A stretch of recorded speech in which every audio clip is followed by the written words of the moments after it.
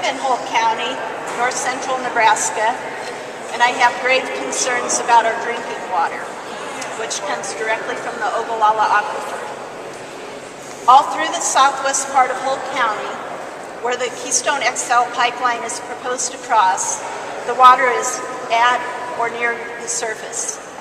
I planted a tree on our acreage, our 40 acres, last spring, and I was only down a couple feet and water was filling the hole. That's the Ogallala Aquifer waters saturated that high. All through that part of Holt County where the pipeline will be, it'll be submerged in the waters of the aquifer, because the pipeline will be 7 feet at least down. Flowing wells there bubble up continuously from the pressure of the aquifer so close to the surface there. Our drinking water is just beneath where the pipeline will be. Our private well is, we get our drinking water 54 feet down. The well driller said the only things between the surface and our drinking water is sand. So anything can leach down through that sand quite easily. Toxins from an oil leak could easily flow in the groundwater and migrate to our private well 2 miles east of the pipeline route and contaminate our drinking water supply. Our private water, I told you, is 54 feet below the surface. We drink this water untreated and unfiltered. That's the water I've drank my entire life. I used to drink water straight from the windmills, straight from the irrigation pipes. That's how pure that water is there. The supplemental environmental impact statement issued by the Department of State only takes into consideration areas within a mile of the pipeline route. Water experts have voiced concerns that there are many unknowns. We don't know how far and how fast pollutants will spread in this complex aquifer system, which flows in an eastward direction. The EPA was involved in a widespread groundwater contamination plume near the city of Atkinson several years ago.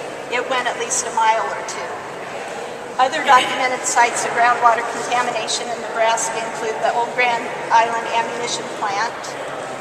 Contaminants from that plant have migrated to the east under the city of Grand Island and have made drinking water wells on the other side of the town undrinkable. Another major contamination plume resulted from the Meade rocket motor assembly site that has now migrated halfway to the Lincoln City well field. One leak into our aquifer, and that's permanent, as we know from these other contamination sites. We have no second chances. The most chilling thought to me is that we really don't know how fast and where the toxins will insidiously reveal themselves in future years. Whose drinking water will be affected and what unusual cancers will be manifested. Minute amounts of benzene, which is a natural component in oil, can contaminate large volumes of water and is very carcinogenic, meaning it can cause cancer. Who will be testing my private drinking water or Stewart City water for migrating contaminants from an undetected leaky pipeline? Pipelines, as stated in the environmental impact statement, can have pinhole leaks. These aren't detected by monitors, but they can potentially release numerous barrels of oil daily unknowingly into our water supplies. Pinhole is a misleading term because with the high volume and high pressure, these can actually leak hundreds of gallons daily. How do I know what chemicals to test for in my water, since we're not privy to that information? Who will be routinely testing all the many water supplies? Who will be responsible for the cost of testing? Who will be financially responsible if the community's water supply becomes contaminated? Who will supply the bottled water? We have the best tasting water in Holt County, straight from the aquifer.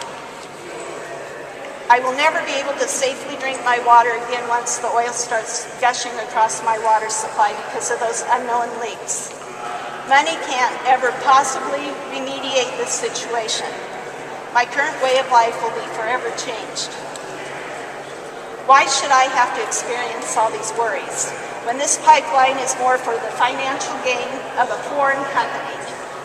Any financial gain for Nebraskans will never compensate for the loss of our drinking water. We need drinking water before we need oil. I think you know the statistics. The Ogallala Aquifer supplies 78% of the public water supply, 83% of the irrigation water in Nebraska. And this study by the State Department even admits the Sandhills unit typically has a shallow water table less than 30 feet and is therefore a potential concern. This is more than a potential concern. This is a real concern for me and the people of Polk County. Oil leaks happen, and this is just within the last year. The Kalamazoo River in Michigan last summer, 840,000 gallons of tar sands oil gushed into that river. People, homeowners, landowners are still fighting in Enbridge for compensation. Several people had to abandon their homes there. September 9th of 2010, 250 gallons spilled into a suburb outside of Chicago.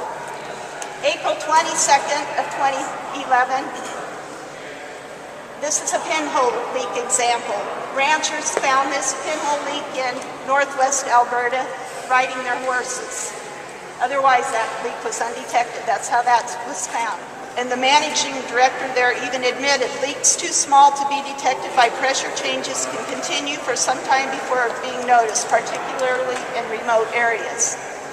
April 29th, this was just in the news, 1.3 million gallons spill in northern Alberta forest. It was massive and the largest in that province in 36 years.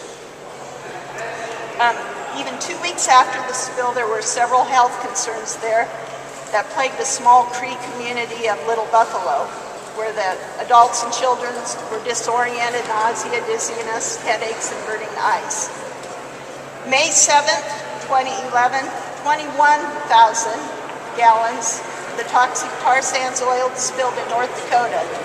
A North Dakota farmer said there, "This could not happen, and here it is right in front of you." They told us it wouldn't happen, but he said it's right here in front of us. It was only discovered because a local landowner walked out of his house early that morning and looked over and saw a geyser shooting 60 feet up in the air. It was above the cottonwood trees there. The massive spill with the 60-foot geyser was the 12th confirmed leak on the Keystone 1 pipeline, which is TransCanada's first experience with an oil pipeline. With 12 leaks in the Keystone 1 pipeline during its first year of operation, how can we really believe it would be safe for TransCanada to build their second pipeline across our state's most valuable resource, our aquifer and our drinking water?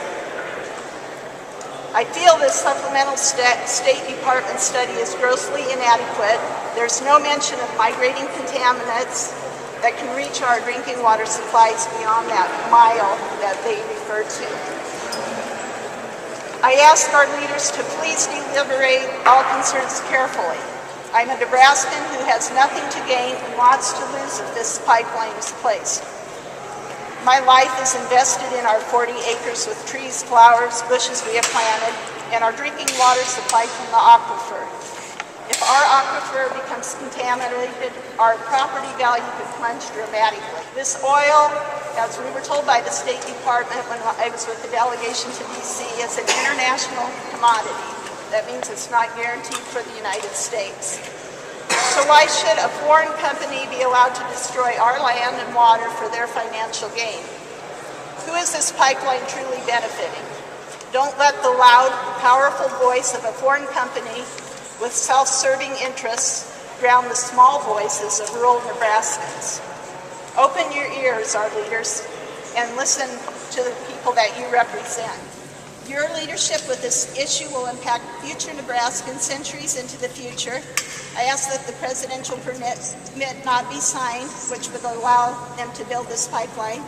I ask our state leaders to get pipeline legislation passed. I ask our state leaders to stop this pipeline, which poses more risks to our state than benefits.